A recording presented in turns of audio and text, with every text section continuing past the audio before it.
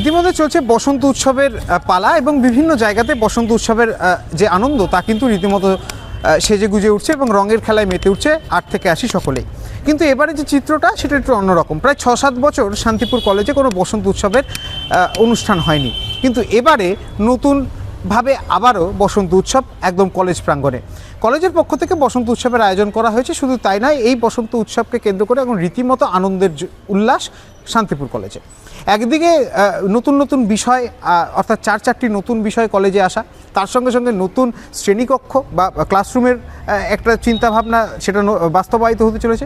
সব মিলিয়ে যখন একদিকে আনন্দ উৎসব একটা পরিবেশ, ঠিক সেখানেই বসন্ত উৎসবের আবিরের রঙে মেতে উঠল স্কুলের কলেজের শিক্ষিকা থেকে শুরু করে, অর্থাৎ অধ্যাপিকা থেকে শুরু করে কলেজের ছাত্রছাত্রীরা।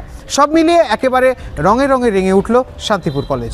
কলেজের সব থেকে প্রাচীন যে বিল্ডিং, এতদিন সেটা অ্যাসবেস্টারের ছিল, সেটাকে আমরা পুরনো স্ট্রাকচার, যেহেতু প্রায় এটা হেরিটেজ বিল্ডিংয়ের সমতুল্য, সেজন্য পুরনো স্ট্রাকচার রেখে আমরা ওপরে টিনের শেড উইথ ফল সিলিং দিয়ে খুব সুন্দর একটি জায়গা তৈরি করলাম। এখনও কিছু কাজ বাকি আছে। আমরা আজকে সেই নতুন ভবনটি ক্লাসরুম চলছে, 4টি ক্লাসরুমের নির্মাণ কার্য চলছে। এর আগের দিন আমরা শিলান্যাস করে গেছি।